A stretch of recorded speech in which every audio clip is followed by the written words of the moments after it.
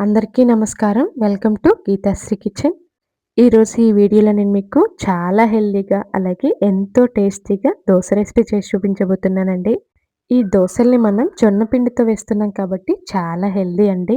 అలాగే ఇందులోకి 2 నిమిషాల్లో రెడీ అయ్యే చట్నీని కూడా చేసి చూపించబోతున్నానండి.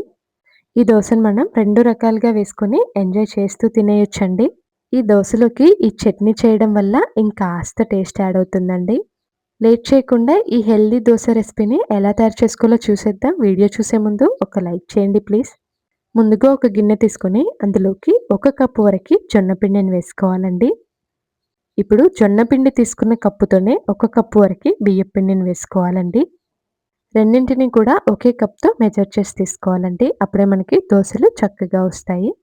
ఇప్పుడు ఇందులోకి 4 నుంచి 5 కప్పుల వరకు నీళ్లు వేసుకోవాలండి. నీళ్లు వేసుకున్న తర్వాత ఒక విస్కర్‌తో కానీ, గరిటెతో కానీ ఇలా చక్కగా అంతా కూడా కలిసే విధంగా బాగా కలుపుకోవాలండి. ఈ విధంగా 2, 3 నిమిషాల పాటు బాగా బీట్ చేసుకుంటూ కలుపుకోవాలండి. అప్పుడే మనకి దోసలు చక్కగా వస్తాయి. ఇక్కడ నేను పూర్తిగా కలిపిన తర్వాత తీసి చూపిస్తున్నాను చూడండి. అంతా కూడా ఈ విధంగా కలిపేసుకొని ఇప్పుడు దీనిపైన మూత పెట్టేసి 10 నిమిషాల పాటు పక్కన పెట్టేసుకోవాలండి. ఇప్పుడు ఇందులోకి టేస్టీ చట్నీని ఎలా తయారు చేసుకోవాలో చూసేద్దాం రండి. చిన్న మిక్సీ జార్ తీసుకొని పావు కప్పు వరకు పుట్నాల పప్పును వేసుకోవాలండి. అలాగే 3 పచ్చిమిర్చిని వేసుకోవాలి. అలాగే రుచికి సరిపడా సాల్ట్ వేసుకోవాలండి. ఇప్పుడు ఇందులోకి 2 టీ గ్లాసుల వరకు నీళ్లు వేసుకొని మెత్తగా మిక్సీ పట్టేసి తీసుకోవాలండి. పుట్నాల పప్పు అనేది లైట్‌గా క్రిస్పీగా ఉంటే సరిపోతుందండి. ఫ్రై చేసుకోవాల్సిన అవసరం కూడా లేదు. ఒకవేళ మీకు మెత్తగా ఉంది అనుకుంటే 2 నిమిషాల పాటు ఫ్రై చేసి తీసుకోవచ్చు. చూడండి ఈ విధంగా మిక్సీ పట్టేసుకొని ఇప్పుడు దీన్ని ఏదైనా ఒక బౌల్‌లోకి వేసుకోవాలి.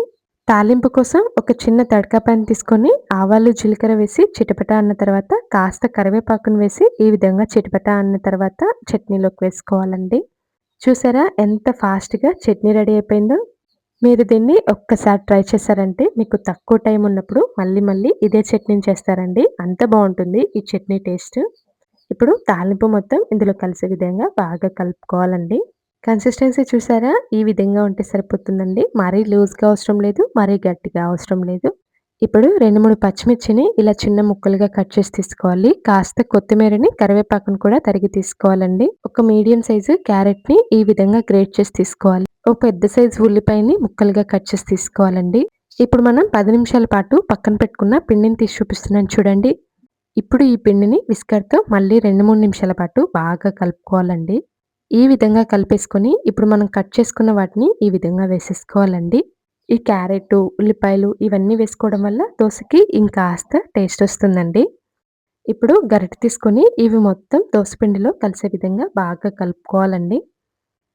ఒకవేళ మీకు మరీ చిక్కగా అనిపిస్తే ఇంకాస్త నీళ్ళని వేసుకోవచ్చండి. ఇక్కడ నేను పూర్తిగా కలిపిన తర్వాత కన్సిస్టెన్సీ చూపిస్తాను చూడండి. మరీ పలుచగా కాకుండా, మరీ గట్టిగా కాకుండా ఈ విధంగా ఉంటే సరిపోతుందండి. ఇప్పుడు ఇందులోకి అర టీ స్పూన్ వరకి సాల్ట్ వేసుకోవాలండి. అలాగే ఓ పావు టీ స్పూన్ వరకి వంట సోడాను కూడా వేసుకొని ఇప్పుడు మొత్తం అంతా కూడా కలిసే విధంగా బాగా కలుపుకోవాలండి.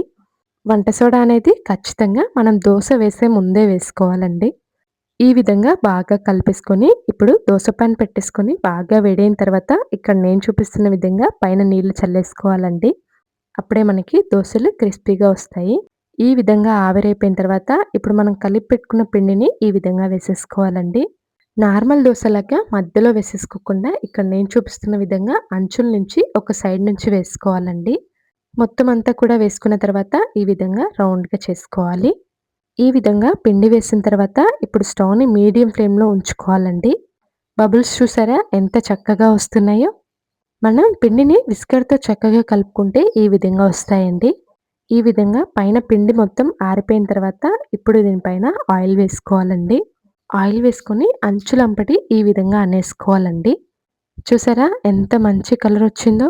నేను చెప్పిన కొలతలతో నేను చెప్పిన విధంగా కలిపి చేశారంటే మీకు ఈ జొన్న దోస చాలా టేస్టీగా వస్తుందండి. ఈ విధంగా కలర్ మారిందా లేదా అని చెక్ చేసి ఇలా రెండో వైపుకి తిప్పుకోవాలండి. రెండో వైపుకి తిప్పుకొని స్టవ్‌ని మీడియం ఫ్లేమ్‌లో ఉంచుకొని 2 నిమిషాల పాటు కాల్చుకోవాలండి. ఇక్కడ నేను మళ్ళీ రెండో వైపుకి తిప్పి చూపిస్తున్నాను చూడండి. ఎంత మంచి కలర్ వచ్చిందో. దీన్ని మనం పొద్దున్నే బ్రేక్‌ఫాస్ట్‌లోకి కానీ, నైట్ డిన్నర్‌లోకి కానీ తినేయొచ్చండి. చాలా టేస్టీగా ఉంటాయండి. అలాగే ఇన్‌స్టంట్‌గా చేస్తున్నాం కాబట్టి ఎక్కువ టైం కూడా పట్టదండి. వీడియో నచ్చితే లైక్ చేయండి.